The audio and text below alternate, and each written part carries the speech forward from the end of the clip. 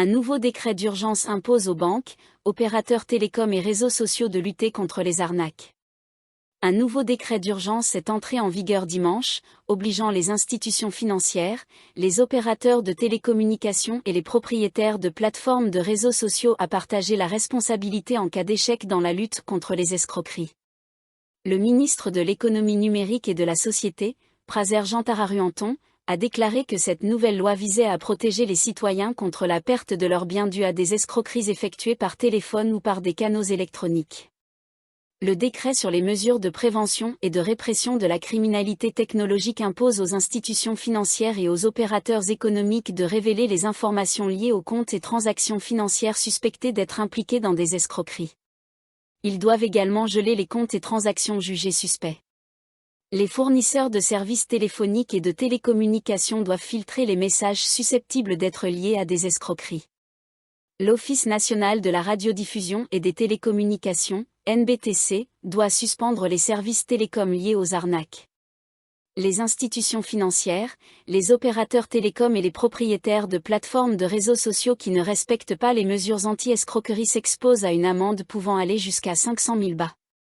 Toute personne responsable de cet échec peut être condamnée à une peine de prison allant jusqu'à 1 an ou une amende de 100 000 bahts. Selon le nouveau décret, ceux qui ne procèdent pas correctement à l'enregistrement des abonnés mobiles pour prévenir les escroqueries risquent également une peine d'1 an de prison ou une amende pouvant atteindre 100 000 bahts. De plus, toute personne collectant, révélant ou utilisant les données de personnes décédées à des fins d'escroquerie encourt une peine de prison allant jusqu'à 1 an ou une amende de 100 000 bahts. Par ailleurs, un décret modifié concernant les activités liées aux actifs numériques exige désormais que les plateformes d'échange d'actifs numériques étrangères obtiennent une licence pour opérer en Thaïlande. Cette version amendée du décret est également entrée en vigueur dimanche. Auparavant, il était difficile pour les autorités d'arrêter les transactions suspectes effectuées via des plateformes d'actifs numériques étrangères, qui pouvaient faciliter les transferts d'argent des escrocs.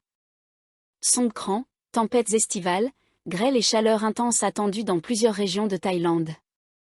Selon le département météorologique, les vacances de Songkran, qui se dérouleront de dimanche à mercredi, seront marquées par des tempêtes estivales, des épisodes de grêle et une montée des températures dans le nord, le nord-est, la plaine centrale et l'est du pays, tandis que des pluies abondantes sont prévues dans le sud. Le département indique qu'un système de haute pression en provenance de Chine couvre actuellement le nord-est de la Thaïlande ainsi que la mer de Chine méridionale. Par conséquent, des vents d'est et du sud-est apporteront de l'humidité dans le nord, le nord-est, la plaine centrale et l'est, des régions déjà soumises à une forte chaleur. Ce phénomène pourrait entraîner des tempêtes estivales accompagnées de grêle dans ces régions, notamment dimanche et lundi. Entre mardi et mercredi, le système de haute pression devrait s'affaiblir, entraînant une hausse des températures dans les régions concernées ainsi que de possibles orages. Des journées très chaudes sont attendues pendant cette période. Les météorologues prévoient par ailleurs de fortes pluies localisées dans certaines parties du sud du pays, du dimanche au mercredi. Chiang Mai, Thaksin estime qu'un dialogue de paix en Birmanie est hautement probable. L'ancien Premier ministre thaïlandais Thaksin Shinawatra a déclaré que les chances de voir la junte militaire birmane et les groupes armés accepter des pourparlers de paix sont élevées. Cette déclaration fait suite à la réaction positive du général Min Aung Hlaing, chef de la junte birmane, à cette idée lors d'un récent sommet tenu à Bangkok, a-t-il précisé.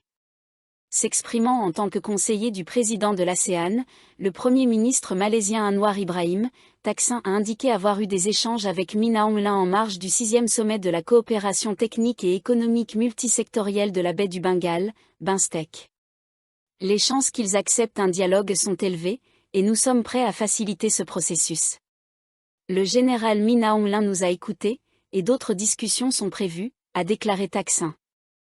Il a évoqué avec le chef de la junte sa volonté de voir la paix rétablie dans le pays voisin, en insistant sur l'importance de pourparlers comme première étape vers cet objectif.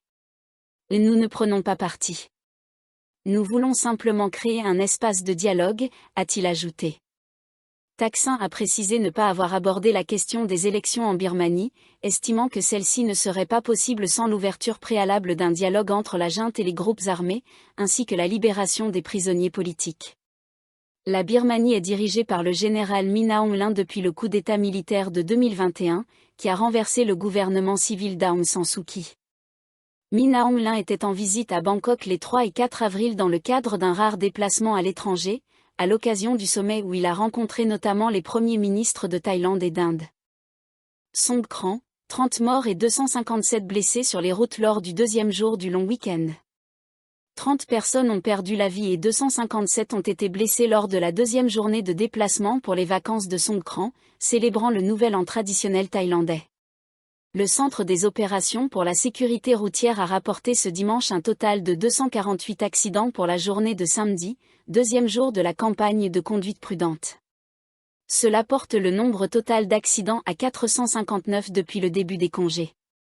Les accidents de samedi ont causé 30 décès, soit 3 de plus que le vendredi, et 257 blessés, contre 201 la veille. Les motocycles restent le mode de transport le plus dangereux, impliqué dans 86% des accidents. La principale cause reste la vitesse excessive, suivie de la conduite sous l'emprise de l'alcool, selon le centre. Bangkok a enregistré le plus grand nombre de décès avec 9 victimes, suivi par l'Enphin avec 3 décès. La plupart des accidents ont eu lieu sur les routes principales et les autoroutes. Vendredi et samedi ont été les jours où les voyageurs rentraient chez eux ou se rendaient dans des lieux de villégiature. Le ministre de la Justice, Tawe Sodsom, a indiqué lors d'une conférence de presse que les accidents allaient désormais survenir davantage sur les routes locales plutôt que sur les grands axes, les voyageurs ayant déjà atteint leur destination et commencé les festivités dans leur quartier ou sur les sites touristiques. La police des autoroutes a déclaré à Makot Radio samedi qu'elle s'attendait à ce que les retours commencent mardi, avec un pic de circulation vers Bangkok prévu pour mercredi. Cependant, de nombreux vacanciers pourraient prolonger leur séjour en prenant également congé jeudi et vendredi, pour ne revenir qu'en fin de semaine.